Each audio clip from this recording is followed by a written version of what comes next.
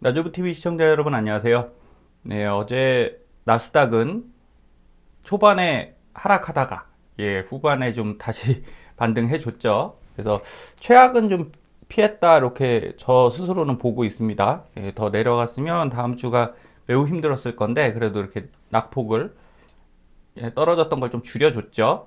그래서 다음 주는 어쨌든 어제는 뭐 옵션 만기일이어서 변동성 크다고 말씀드렸었고요. 다음 주는 조금 반등하는 모습. 이 악재가 다 오픈되어 있는 상태니까 뭐 계속적으로 나쁘더라도 위아래로는 움직입니다. 변동폭은 분명히 있으니까 그렇게 생각하시면 좋을 것 같아요.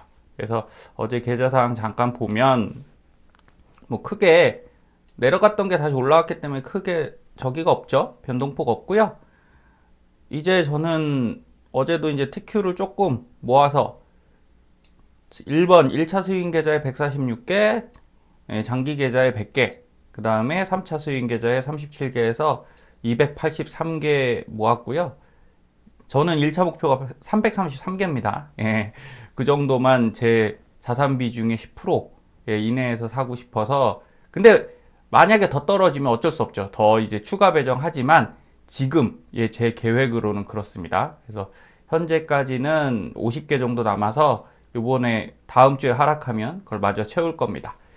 그리고 인버스는 꾸준히 하고 있죠. 꾸준히 하고 있어서 어제 또 이렇게 수익이 났어요. 그래서 여기서 또 20개 정도 매도를 해서 그걸로 또 TQ 사고, 그 다음에 TMF 상승해 주는 걸 다시 매도해서 또 TQ 사고, 뭐 이렇게 하고 있습니다. 그래서 전체적으로 뭐 예수금을 저는 꾸준히 지금 지켜가는 30%에서 예수금은 갖고 있고 나머지 것들을 활용해서 TQ를 계속적으로 끌고 갈 겁니다. 그러니까 이런 게 전략이라고 보는 거죠. 개인적인 전략. 근데 오늘은 제가 구독자님들께 말씀드리고 싶은 것은 좋은 얘기를 좀 해드리고 싶은데 요새 시장이 그닥 좋지 않고 또 이럴 때 뭐 좋은 얘기만 해도 잘 안 와닿습니다. 근데 또 싫은 소리 하면 듣기는 싫으시죠. 하지만 이게 생각을 해볼 문제는 생각을 해봐야 됩니다. 지금 같은 타이밍에. 오늘은 제 나름대로 실패담을 좀 말씀을 드릴 겁니다. 왜 제가 이렇게 조심조심, 배짱은 안드로메다로 보냈다고 했죠. 저는 항상, 예전에는 원칙보다 저도 배짱이 좀 있었어요. 근데 어느 순간 크게 당하고 나니까 그거 없어지더라고요. 나스닥의 흐름 아직 아무도 알 수 없습니다. 그래서 여기 보시면 S밴드에서 지금 나스닥 종합에서 11,354 정도 됐죠. 그래서 11,800 밑으로는 깨졌고, 항상 말씀드렸듯이 자, 이게 주봉입니다. 주봉에서는 여기 하늘색 라인까지 주로 갑니다. 하락시에. 팬데믹 때도 여기 하늘색까지 갔죠. 그때 이전에 미중 무역 전쟁 때도 여기 하늘색, 그리고 지금 하늘색은 왔어요. 그러니까 바닥은 맞는데, 자, 이 파란색 라인까지 간 거는 사실 그 금융위기 때문이다. 2008년도. 그래서 그거와 지금이 같냐 다르냐 이게 제일 큰 차이겠죠.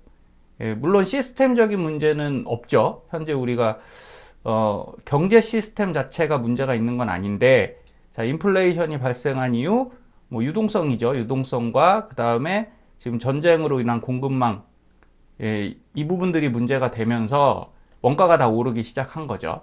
그래서 이 이후를 어떻게 갈 것이다 예측하기가 어렵습니다. 그럼 우리는 이 부분에 대해서 대비를 할 수밖에 없다라는 거죠.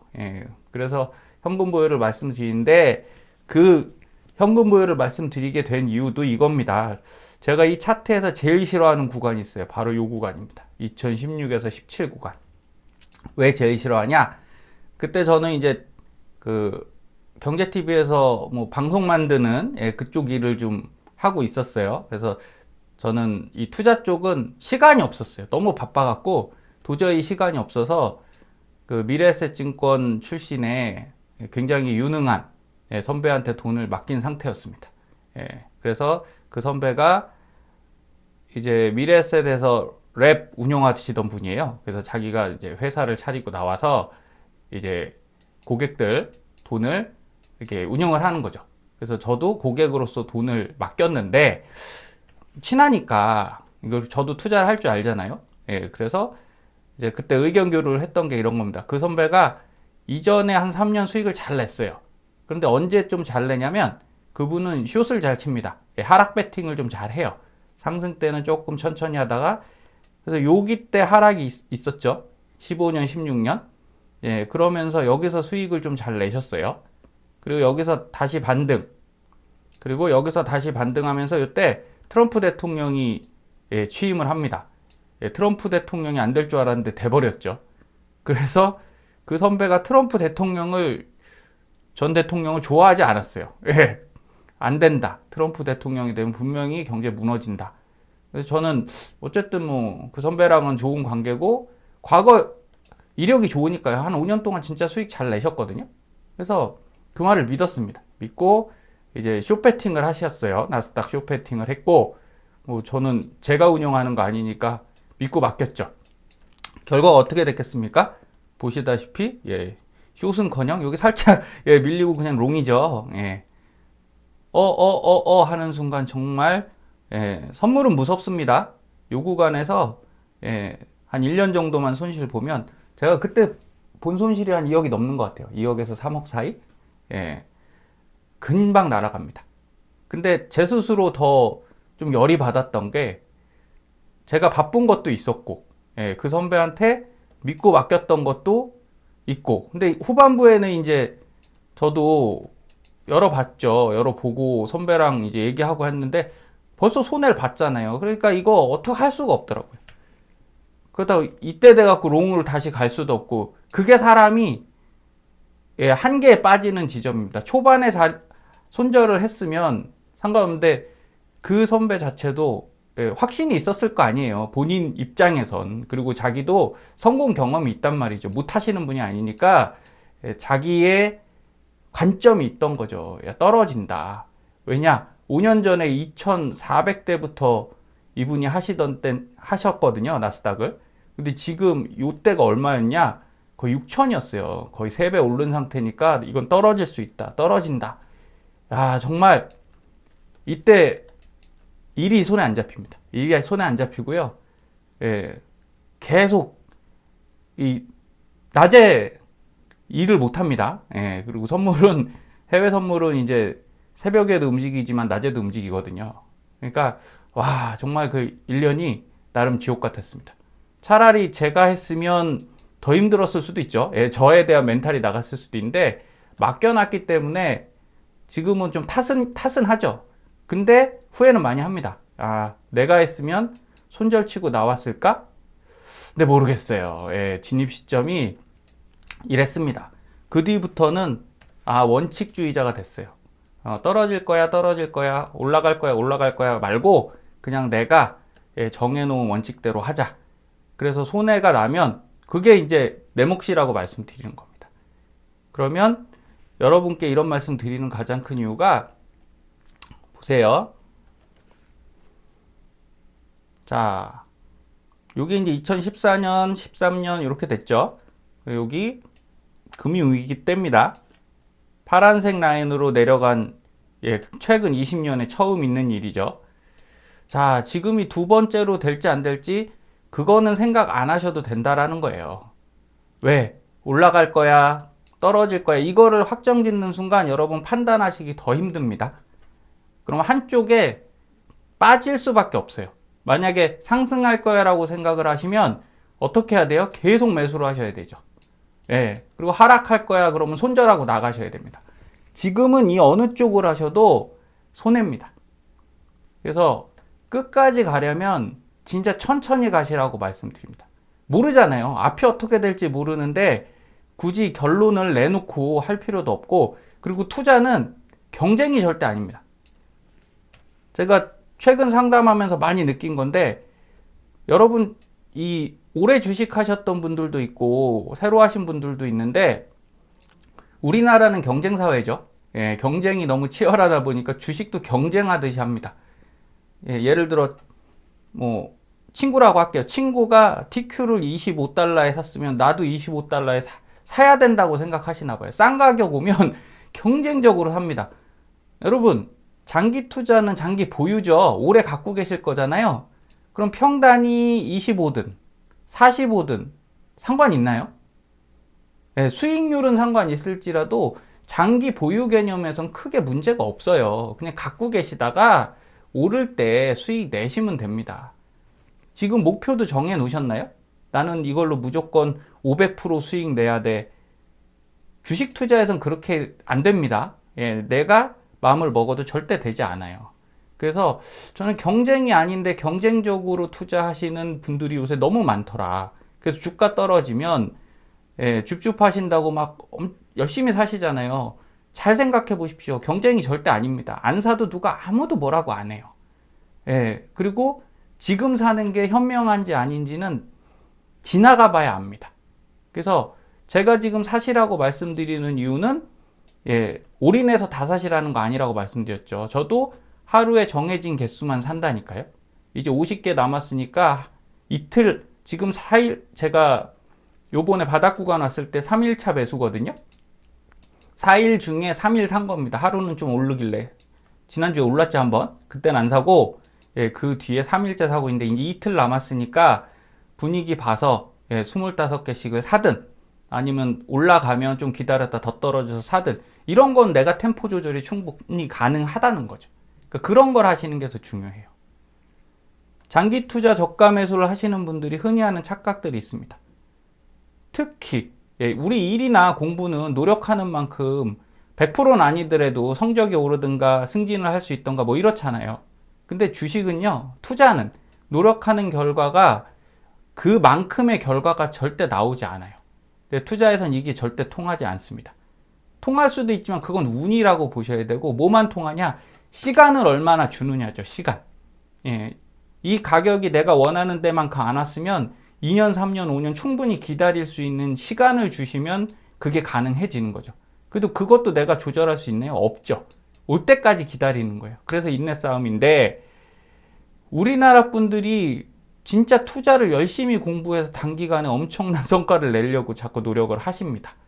예, 이거는 부정 안 하실 거예요. 지금 이렇게 열심히 공부하시고 예, 유튜브 보시고 하는 것도 좋은 성과 내시려고 하잖아요. 근데 애석하게 이거 본다고 성과가 좋아지진 않아요. 단지 뭐다? 예, 조금 더 내가 왜 기다려야 되는지, 그리고 지금 내가 어떤 실수를 하지 말아야 되는지 이런 거를 배우시는 거죠. 수익률하고는 관계없어요, 여러분. 그거는 내 소양 또는 주식을 하기 위한 지적 재능, 능력을 키우는 겁니다. 그래서 수익률을 올리기 위해 노력을 다른 사람의 몇 배를 했다고 해서 높아지는 게 아니다라는 걸 꼭 명심하셔야 됩니다.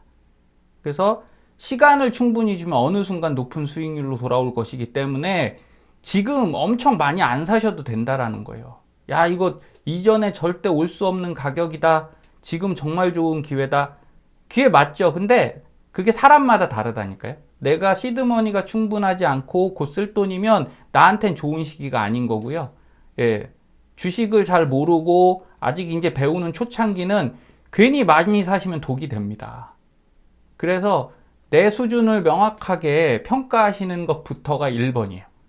그래서 직장인들, 우리 현대사회 직장인들이 너무 힘들잖아요. 사실 이 부분 때문에 힘들거든요. 완벽해야 된다고 생각하죠. 일을 할 때 실수하기 싫어하잖아요. 근데 어떤 분들 보면 성격 좋은 분들이 있어요. 실수하면 아유 죄송합니다. 네, 다음엔 잘할게요. 그게 예, 일하기는 훨씬 좋고 사회생활 하긴 좋다라는 거예요. 나 실수 안 해야 되니까 완벽하게 그냥 3번, 4번씩 보고 일에는 좋죠. 근데 나는 스트레스 받습니다. 그리고 두 번째, 빨리빨리 해야 한다는 착각. 주식이 사면, 오늘 사면 다음 주쯤에는 수익 나야 된다고 생각하시는 분들이 의외로 많아요. 더군다나 2020년, 21년도를 지나면서 예, 정말 뭐 사면 오른다 이런 생각을 하시더라고요. 아닙니다. 예, 이건 몇 억을 깨먹어 보면 압니다. 근데 그게 저도 2016년 생각하면 가끔 진짜 잠이 안 와요. 예, 차라리 내가 했으면 뭐 더 잘하겠다 이런 게 아니라 손실을 줄였을 것 같다는 거죠. 예, 제 능력이 뛰어나서 더 번다는 게 아니에요. 예, 저는 손실을 많이 싫어하기 때문에 아마 빨리 치고 나왔을 겁니다. 여러분들이 장점으로 승부하셔야 돼요. 예, 능력치가 뛰어나신 분들은 좋은 종목 골라서 높이, 뭐 TQ도 싸게 사갖고 높은 데 가서 수익 내고 뭐 이런 게 되시는 거고, 난 그렇진 않은데 꾸준히 잘 기다릴 수 있어. 그러면 절대 빨리 사시면 안 된다는 거죠. 천천히 내 페이스대로 사시는 게 훨씬 좋습니다. 그리고 무조건 만족시켜야 한다는 착각. 무조건 만족 못 시키죠. 그리고 무조건 수익 낼 수 없습니다. 투자에서. 그리고 나는 무조건 강해야만 하나요? 이것 때문에 너무 힘들잖아요. 주변에 힘들다고 말도 못하고, 가족들한테는 나 괜찮아 그러지만 속으로 골마가는 현대인들이 너무 많습니다. 투자에서도 마찬가지예요. 내가 산 종목 마이너스 나면 그건 말을 안 하고 플러스 난 것만 얘기하죠. 난 잘해. 또는 어떤 분들은 아예 마이너스 난 것만 생각하고 있어요. 그러면 또 투자하면 안 되잖아요. 계속 마이너스 난 것만 생각하면 이 진짜 괴로운 일이 됩니다. 그리고 무조건 최선을 다해야 한다는 착각. 투자에서 여러분 최선 다한다고 절대 수익 나지 않습니다. 제가 항상 느끼는 거지만 저는 정해진 것만 하려고 노력을 해요. 오늘 이거 이렇게 해서 예약 매수 걸어야 돼, 자동 주문 걸어야 돼, 종목은 이거, TQ도 마찬가지입니다. 데이에로시 걸고 자동 주문 걸고 딱 요것만 하고 안 쳐다보려고 노력합니다. 최선을 다해서 밤새서 쳐다보고 해봐야 조금 더 싼 가격에 살 수는 있다니까요. 그런데 뭐가 힘들어요? 내 몸이 힘들고 내 생활이 깨집니다. 다음날 일해야 되잖아요. 다음날 내 황금 같은 하루를 이 TQ 때문에 깨먹을 수 있습니다. 그래서 여러분들 여유를 좀 갖고 지금 같은 하락장애가 더 필요한 게 여유예요. 그래서 절대 바닥에 사야 한다는 생각, 사면 좋죠. 근데 이거 갖고 무조건 성공하는 거 아니라고요. 더 오래 갖고 계시면 됩니다. 그리고 하락하면 반드시 상승한다는 생각, 아니요, 더 내려갈 수 있으니까 이건 정말 내 체력에 맞게, 캐파에 맞게, 내 시드에 맞게 계획을 잘 짜셔야 된다라는 거예요. 그리고 무조건 싸게 사야 한다는 생각. 자, 이렇게 하락했다 올라가면 이런 거지 않습니까? 여기보다는 여기가 싸죠. 네, 여기가 더 쌉니다. 그러면 여기 사면 안 되잖아요. 하락장에선 무조건 싼 가격이 나온다니까요. 그런데 상승할 때 마찬가지죠. 여기서 살 수 있고 여기서 사야 되는데 여기는 뭐 안 사겠죠. 그러면 여러분 여기서 사는 게 더 좋습니까? 여기서 사는 게 좋습니까? 저는 여기서 사는 게 제 말이 아니에요. 주식 이제 좀 오래 하신 분들은 다 여기서 바닥 꺾고 올라갈 때 사라고 말씀하잖아요. 이유는 요 구간에 더 싸게 살 수는 있는데 마음고생 한다는 거죠. 그럴 바엔 바로 사서 바로 수익 나는 게 좋지 않습니까? 나는 장기 투자자니까 상관없어요. 여러분 장기 투자 해보시면 주변에 다 얘기하시는데 제 고객분들도 장기 투자에서 진짜 부자 되신 분들이 10분 중에 몇 분 되실 것 같습니까? 주변에 보세요. 다 장기 투자자라고 하시지만 정말 부자 되신 분 많나요? 아니에요. 100분 중에 1분 정도예요. 그러면 장기 투자가 나빠서가 아니라 진짜 하기 힘들다는 거죠. 물론 해야 됩니다. 장기 투자를 해야 돼요. 그래서 저도 하고 있지만, 그러니까 너무 무리하게 하지 마시라고요. 그래서 무조건 끝까지 존버해야 되는 생각, 이런 거 현실적으로 타협하실 필요 있습니다. 그렇다고 지금 매도해라 이런 거 절대 아니라는 거죠. 덜 사시면 돼요. 지금 만약에 시드가 없거나 힘든 분들은 이렇게 생각하세요. 싸다고 더 살 생각하지 마시고 그냥 스톱하시면 됩니다. 그냥 딱 거기서 세워놓고 앞으로 5년 정도 그냥 계좌 덮고 기다릴게. 대신에 매월 얼마씩 월적립으로 사겠어. 이렇게 하시면 진짜 맘 편해진다니까요. 이렇게 하십시오. 이렇게. 그리고 무조건 장기 투자해야 한다는 생각도 조금은 버리셔서 반등했을 때 수익 실현하고 나오면 되죠. 그래서 유연하게 하셔야 내가 힘이 덜 듭니다. 그래서 최근에 이제 TV에서 이런 것들 나오죠. 여기 보시면 집착남이라고 하셔서 주식 무조건 사시나 봐요. 그래서 뭐 저도 보지는 못했습니다. 근데 이런 것들이 돌아다니더라고요. 가격이 한번 그대로 폭등하고 안 내려왔기 때문에 계속 주식을 쌀 때 사고 싶어 하는 거죠. 그리고 여기 이승기 씨가 얘기하네요. 자, 주식에서 잘 벌면 좋은데 돈이 불행을 막아줄 수 있다. 하지만 행복을 살 수는 없다. 우리가 주식에서 진짜 돈을 많이 번다고 부자들이 다 행복한가요? 대체로 행복하죠. 돈이 없는 것보다는 행복합니다. 근데 전부 다 행복한 거 아니듯이 우리가 주식을 해서 돈을 버는 이유는 여러분들이 행복하기 위해서입니다. 근데 주식을 하는데 행복하지 않은 분들이 요새는 너무 많은 것 같아서 저한테도 그런 고민들 많이 지금 의뢰가 들어오는데 대부분 행복하지 않습니다. 이렇게 의뢰 절대 안 들어와요. 뭐냐면 손실이 너무 커서 힘듭니다로 들어오는데 알고 보면 이런 거라는 거죠. 우리가 이렇게 생활에 강박이 있고요. 투자에 강박이 있어요. 그래서 강박증은 무언가 특정 행동을 하지 않으면 불안해져서 저도 이런 걸 그때 겪었다라는 거예요. 2016년도에 예, 진짜 시간만 나면 자꾸 보게 되더라고요. 예, 선물 옵션 그 해외 차트를 계좌를 계속 보고 야, 또 떨어지면 진짜 죽겠더라고요. 차라리 제가 다시 말씀드리잖아요. 제가 했으면 손절 쳤을 겁니다. 근데 맡겨놨으니까 그러지도 못하고 진짜 힘들었습니다. 근데 그걸 나중에 알았어요. 예, 제가 그 친구 중에 또 이렇게 의사가 있어서 그 친구가 이런 얘기 해주더라고요. 요새 현대인들이 강박증이 많다.